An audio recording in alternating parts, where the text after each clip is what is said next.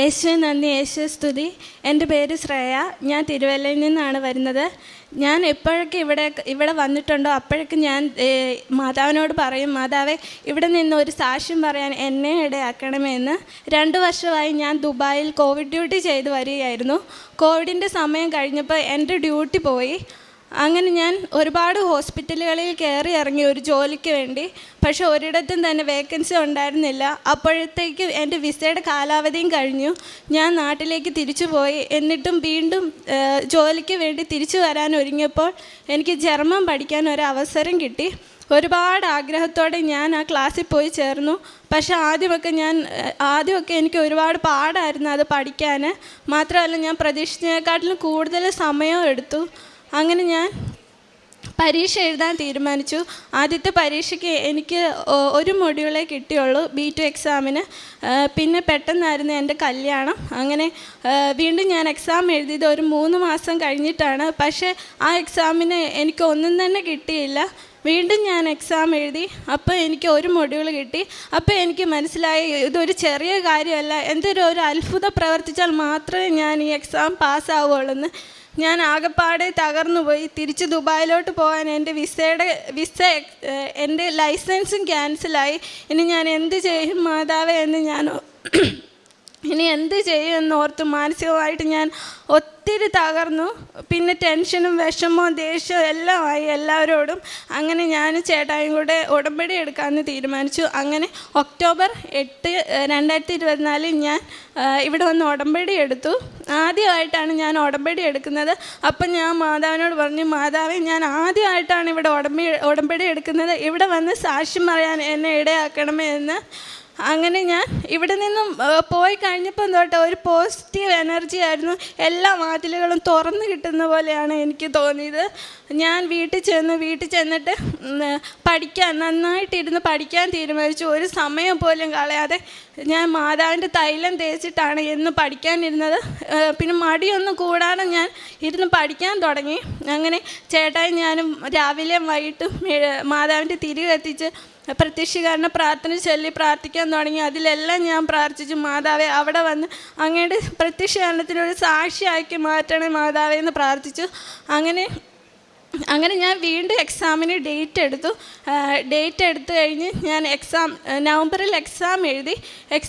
ഞാൻ കൂട്ടുകാരോടെല്ലാം വിളിച്ചു പറഞ്ഞു, എനിക്കിനി പേടിക്കേണ്ട ഒരാവശ്യമില്ല, ഞാൻ ഉടമ്പടി എടുത്തിട്ടുണ്ട്, ഞാൻ ഉറപ്പായിട്ട് ജയിക്കും എന്ന് പറഞ്ഞു. ഞാൻ മാതാവിനോട് പറഞ്ഞു, മാതാവേ ഇങ്ങനെ ഞാൻ പറഞ്ഞിട്ടാണ് എന്നെ ജയിപ്പിച്ചേക്കണേ, ഇനി അവരുടെ മുമ്പിലൊന്നും ഞാൻ തല താഴ്ത്താൻ ഇടയാക്കരുതേ എന്ന് പറഞ്ഞു. വിളിക്കുന്നവരോട് എല്ലാവരോടും ഞാൻ പറഞ്ഞു, ഞാൻ ഉടമ്പടി എടുത്തിട്ടുണ്ട്, ഉറപ്പായിട്ട് ഞാൻ ജയിക്കുമെന്ന്. അങ്ങനെ ഡിസംബറിൽ എൻ്റെ എക്സാമിൻ്റെ റിസൾട്ട് വന്നു. അത് 4ാമത്തെ തവണ എഴുതിയിട്ടായിരുന്നു. ഞാൻ B2 4 മൊഡ്യൂളും പാസ്സായി. പിന്നെ നടന്നതെല്ലാം വലിയൊരു അത്ഭുതമായിരുന്നു. ജനുവരി തന്നെ പെട്ടെന്ന് ഓരോ വാതിലുകൾ തുറന്നു തന്നു മാതാവ്. എൻ്റെ വിസ വന്നു, ഓഫർ ലെറ്റർ വന്നു. ഈ നാളെ കഴിഞ്ഞ് ഫെബ്രുവരി 25 ഞാൻ ജർമ്മനിയിലേക്ക് പോവുകയാണ്. എനിക്ക് വന്ന മാറ്റം എന്ന് പറഞ്ഞാൽ 2 വർഷമായിട്ട് ഞാൻ ജോലി ഇല്ലാണ്ട് ഒരുപാട് കഷ്ടപ്പെട്ടു. ഇനി എന്നെ ചെയ്യും, എൻ്റെ ലൈസൻസും ക്യാൻസലായി. നാട്ടിൽ എവിടെയെങ്കിലും കയറേണ്ടി വരുമല്ലോ, ജർമ്മൻ പഠിക്കാൻ ഒരു തീരുമാനം എടുത്തു പോയല്ലോ എന്ന് പറഞ്ഞ് ഞാൻ ഒരുപാട് വിഷമിച്ചു. അതിൻ്റെ ദേഷ്യമല്ല ഞാൻ എല്ലാവരോടും കാണിക്കുകയും ചെയ്തു. പക്ഷേ ഇപ്പം എനിക്ക് ആ ദേഷ്യമെല്ലാം പോയി. ഇപ്പം എനിക്ക് എന്ത് വിഷമം വന്നാലും ടെൻഷൻ വന്നാലും ഒരമ്മയെപ്പോലെ ഞാൻ മാതാവിൻ്റെ രൂപത്തിൻ്റെ മുമ്പിൽ പോയിരുന്ന് കരഞ്ഞ് പ്രാർത്ഥിക്കും. അതോടെ എൻ്റെ വിഷമങ്ങളെല്ലാം മാറിപ്പോകും. അങ്ങനെ പിന്നെ ഞാൻ ഇവിടെ വന്ന് മാസം പത്രം വാങ്ങിച്ച് നാഗമഠം ബസ് സ്റ്റാൻഡിലും ഞങ്ങളുടെ അടുത്തുള്ള ദേശങ്ങളിലെല്ലാം വിതരണം ചെയ്യാറുണ്ടായിരുന്നു. പിന്നെ എനിക്ക് ഉണ്ടായ അത്ഭുത സാക്ഷ്യം, എൻ്റെ കൂട്ടുകാർക്ക് ഒരുപാട് പേർക്ക് ഒരുപാട് തടസ്സങ്ങളായിട്ട് വിസയുടെയും ജോലിയുടെയൊക്കെ കാര്യം പറഞ്ഞ് എന്നോട് പറയാറുണ്ടായിരുന്നു. ഞാൻ അവരോടെല്ലാം പറഞ്ഞു. അവരെല്ലാം വന്ന് ഉടമ്പടി എടുത്തു. പിന്നെ എനിക്ക് അനുഗ്രഹം തന്ന മാതാവിന് ഈശോയ്ക്ക് കോടാനുകോടി നന്ദി പറയുന്നു. ജോബിൻ്റെ പുസ്തകം 8-ാം അധ്യായം 5-6 തിരുവചനങ്ങൾ. നീ ദൈവത്തെ അന്വേഷിക്കുകയും സർവശക്തനോട് കേണപേക്ഷിക്കുകയും ചെയ്താൽ, നീ നിർമ്മലനും നീതിനിഷ്ഠനുമാണെങ്കിൽ അവിടുന്ന് നിശ്ചയമായും നിനക്ക് വേണ്ടി ഉണർന്നെഴുന്നേൽക്കും. നിനക്ക് അവകാശപ്പെട്ട ഭവനം അവിടുന്ന് നിനക്ക് സമ്മാനിക്കും. ശ്രേയാമോൾ എന്ന ഈ സഹോദരി തൻ്റെ അവിചാരിതമായി നഷ്ടപ്പെട്ട തൊഴിലും പിന്നീട് മുന്നോട്ട് പോകുവാനാവാതെ ഏറെ ക്ലേശിച്ച ദിവസങ്ങളും ജർമ്മൻ ഭാഷ പഠിക്കുവാൻ തുടങ്ങിയ സാഹചര്യങ്ങളും അതും പരീക്ഷയിലേക്ക് വന്നെത്തി 3 തവണ എഴുതി വിജയിക്കുവാനാവാതെ അതും ഒരു ദുരന്തമായി തീരുന്ന അവസരവും എല്ലാം കൂടെ വരുമ്പോഴാണ് അമ്മ മാതാവിൻ്റെ തിരുനടയിൽ ഉടമ്പടി എടുക്കുവാനായി മകൾ വരുന്നത്. മകൾ പറയുന്നുണ്ട്, ഏറ്റവും ശ്രമകരമായ കോവിഡ് ഡ്യൂട്ടി ചെയ്ത് വിദേശത്ത് ജോലി ചെയ്തിട്ട് കോവിഡ് കാലം കഴിഞ്ഞ് സ്വസ്ഥതയുള്ളൊരു ജോലി തിരക്കിയപ്പോൾ അവിടെ എങ്ങും കിട്ടാതെ നാട്ടിലേക്ക് മകൾ തിരികെ പോകുന്നതാണ്. അത് വല്ലാതെ മാനസികമായി തകർത്തിരുന്നു. ഇവിടെ വന്ന് ജർമ്മൻ പഠിച്ചു തുടങ്ങി, അത് B2 വരെ എത്തി. 3 തവണ പരീക്ഷ എഴുതിയിട്ട് അത് മൊഡ്യൂൾസ് ലഭിക്കാതെ അതും ഒരു പരാജയമായി തീരുമ്പോഴാണ് മകൾ വലിയ പ്രതീക്ഷയോടുകൂടി മറ്റെങ്ങും ഇനി ആശ്രയിക്കുവാനില്ലാത്തത് കൊണ്ട് അവസാന ആശ്രയമായിട്ട് കൃപാസനത്തിൽ പരിശുദ്ധ കൃപാസന മാതാവിൻ്റെ തിരുനടയിൽ ഉടമ്പടി എടുത്ത് പ്രാർത്ഥിച്ചു തുടങ്ങുന്നത്. മകൾ പറയുന്ന കാര്യങ്ങൾ, ഒന്ന് അവരുടെ സ്വഭാവ രീതിയിലുള്ള വ്യത്യാസമാണ്. പ്രാർത്ഥന കൂടി അമ്മയിൽ കൂടുതൽ വിശ്വാസവും ആശ്രയവുമായി മറ്റുള്ളവരോട് ക്ഷമിച്ച് സംസാരിക്കുവാൻ സാധിച്ചു. ശാന്തതയോടെ കാര്യങ്ങളെ സമീപിക്കുവാൻ പറ്റി. പ്രത്യാശയോടുകൂടി ഇനി എഴുതുന്ന പരീക്ഷ പൂർണ്ണമായി വിജയിക്കുമെന്ന് കൂട്ടുകാരോടൊക്കെ വിളിച്ചു പറയുവാനുള്ളൊരു ആത്മധൈര്യം കിട്ടി. അത് ഉടമ്പടി ജീവിതത്തിൻ്റെ ഒരു പ്രത്യേകതയാണ്. നമ്മൾ ഗ്രൗണ്ട് സീറോയിലാണെങ്കിലും നമുക്ക് ഏറ്റവും നല്ലൊരു ആത്മധൈര്യത്തോടു കൂടി ഏതൊരു പ്രശ്നത്തെയും പ്രതിസന്ധിയെയും തരണം ചെയ്യുവാൻ, നേരിടുവാൻ അമ്മ മാതാവ് നമ്മുടെ കരം പിടിക്കും എന്നുള്ളത്.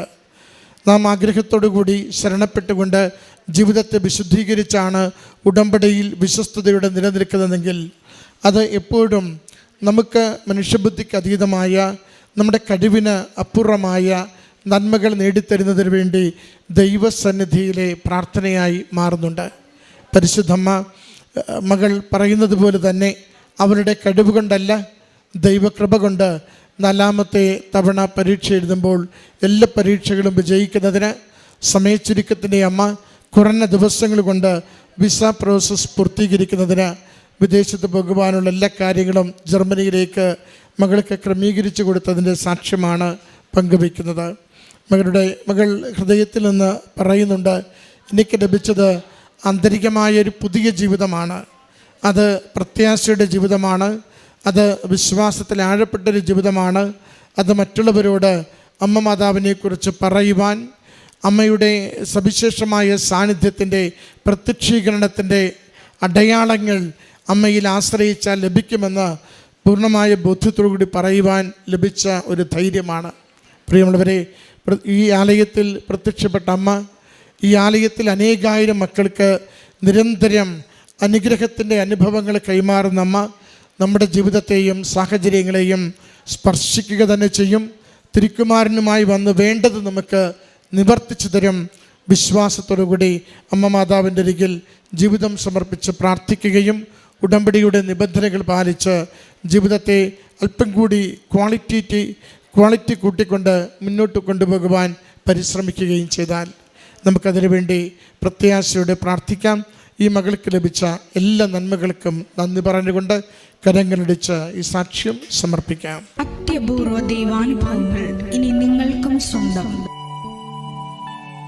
ഈ യൂട്യൂബ് ചാനൽ ഇതുവരെ സബ്സ്ക്രൈബ് ചെയ്തിട്ടില്ലെങ്കിൽ ഇപ്പോൾ തന്നെ സബ്സ്ക്രൈബ് ചെയ്യുക. ഈ വീഡിയോ ഇപ്പോൾ തന്നെ നിങ്ങളുടെ സുഹൃത്തുക്കൾക്ക് ഷെയർ ചെയ്തുകൊണ്ട് കർത്താവിൻ്റെ പ്രേക്ഷിതരാകുക.